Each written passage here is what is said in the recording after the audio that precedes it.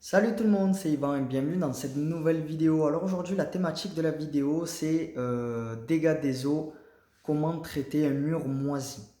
Alors là on ne va pas parler des démarches à réaliser en cas de dégâts des eaux, on va réellement parler de comment le réparer. Donc avant d'entamer le vif du sujet, pour ceux qui me découvrent, bienvenue à vous et je vous invite du coup à rester jusqu'au bout de cette vidéo puisque j'ai un cadeau à vous offrir à la fin de cette vidéo. Alors, pour commencer, donc, pour traiter un dégât des eaux, un mur moisi en tout cas, il va falloir en premier lieu gratter le mur. Donc, pourquoi le gratter en fait? Si le mur est moisi, vous allez apercevoir donc des taches de moisi, des taches d'humidité, des taches jaunâtres. Il va sûrement aussi y avoir de la peinture qui cloque, le mur qui craquelle ou même qui est fissuré. Donc tout ça, il va falloir le gratter. Donc si vraiment pour tout ce qui est moisi, vous le craignez vraiment, n'hésitez pas à mettre des gants, même pourquoi pas une combinaison de peintre, si vraiment ça vous répugne. Mais dans tous les cas, il va falloir le gratter. Il va falloir enlever tout ce qui ne va pas sur votre mur, que ce soit du moisi, de la peinture qui s'écaille. S'il y a des fissures ou autres, il va falloir les gratter. Donc c'est la première étape. Il faut gratter le mur. Ensuite, une fois que vous avez gratté le mur, il vient la deuxième étape. Ça va être d'imprimer le mur. Donc là, qu'est-ce que j'appelle imprimer le mur? C'est appliquer une sous-couche. Donc la sous-couche, tout simplement, il va falloir appliquer, écoutez bien, une sous-couche glycéro et rien d'autre. Donc qu'est-ce qu'une sous-couche glycéro? C'est une sous-couche à l'huile. Donc autant vous dire que c'est beaucoup plus rare et beaucoup plus difficile à trouver que de l'impression à l'eau, donc une sous-couche acrylique. Mais c'est vraiment important d'appliquer sur votre mur une sous-couche glycéro. Pour la simple et bonne raison que cette sous-couche-là est beaucoup plus résistante à l'humidité. Donc ça, évidemment, quand je parle enfin voilà, de ce que je suis en train de vous évoquer dans cette vidéo, évidemment, il faudra au préalable que vous ayez réparé la cause du dégât des eaux. Par exemple, voilà, votre toit fuit, il va falloir donc réparer d'abord la fuite sur votre toit. Ou par exemple, le voisin a un tuyau percé, il faut au préalable que votre voisin ait réparé son tuyau, bien évidemment, et que vos supports soient secs, donc le mur soit sec.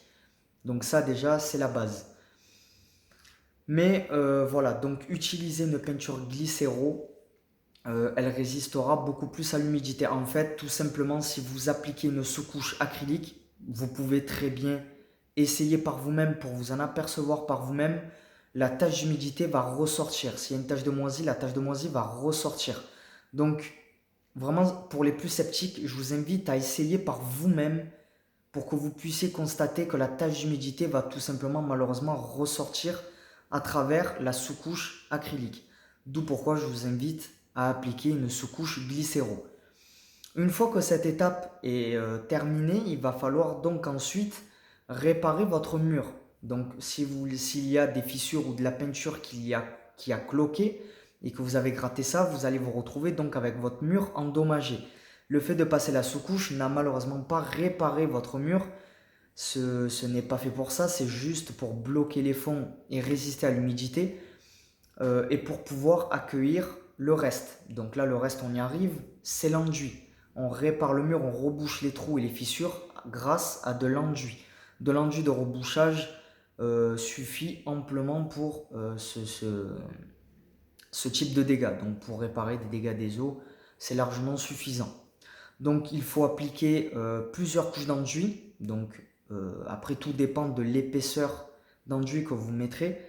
En général, une couche d'enduit c'est insuffisant quoi qu'il arrive. Comptez au minimum deux couches d'enduit, voire trois ou quatre couches d'enduit si vous mettez pas beaucoup d'épaisseur. Il n'y a pas de bonne ou mauvaise manière Pour ceux qui arrivent à reboucher ça en 2 couches, c'est très bien. Maintenant, si vous n'y arrivez pas, voilà, si vraiment vous n'êtes vraiment pas doué en enduit, c'est la première fois que vous faites des enduits, je vous invite vraiment à faire des enduits le plus fin possible. Donc, comment on fait pour faire des enduits le plus fin possible? Ben, tout simplement, voilà, là on a le mur, et là en fait on a le couteau à enduire. Tout va se jouer avec l'inclinaison du couteau. Donc, plus vous couchez le couteau contre le mur, plus votre couche d'enduit sera épaisse. Mais attention, puisqu'après il y a le ponçage. Donc, si vraiment vous avez peur, dans ce cas-là, voyez l'inclinaison de votre couteau de manière à ce que votre couteau racle plus votre mur. Voilà, ne couchez pas le couteau, mettez-le plus de manière voilà, en angle droit contre le couteau. En fait, vous allez racler tout l'enduit que vous allez appliquer sur le mur. Vous allez appliquer plus de couches sur votre mur, plus de couches d'enduit. Vous allez mettre plus de temps, mais vous êtes sûr et certain que la qualité de votre travail sera digne de ceux des professionnels. Donc voilà, c'est la petite astuce. Si vraiment vous n'avez jamais fait d'enduit de toute votre vie et que ça vous fait peur, voilà, vous appliquez cette solution-là et ça va tout seul. Vous pouvez essayer par vous-même, encore une fois, pour les plus sceptiques. Donc, on arrive maintenant à la moitié de cette vidéo. Si vous aimez bien cette vidéo, n'hésitez pas à mettre un petit pouce bleu et à vous abonner si ce n'est toujours pas fait, de manière à recevoir toujours en notification les dernières vidéos. Alors, on continue. Une fois que les enduits sont faits, comme je vous le disais un petit peu plus tôt, il va falloir les poncer. Donc, vient le ponçage. Donc, prenez du papier 120. Donc, il est marqué sur le dos du papier P120. C'est l'idéal pour faire des ponçages. Ne prenez pas du P80 parce que le grain est plus épais. Vous allez rayer vos enduits. Donc, le P120 convient tout à fait. Donc il va falloir faire vos ponçages. Donc le ponçage, comment on sait quand c'est bon? Une fois que tout est poncé, ben, tout simplement vous n'allez plus voir les démarcations de l'enduit, donc les petites surépaisseurs de l'enduit.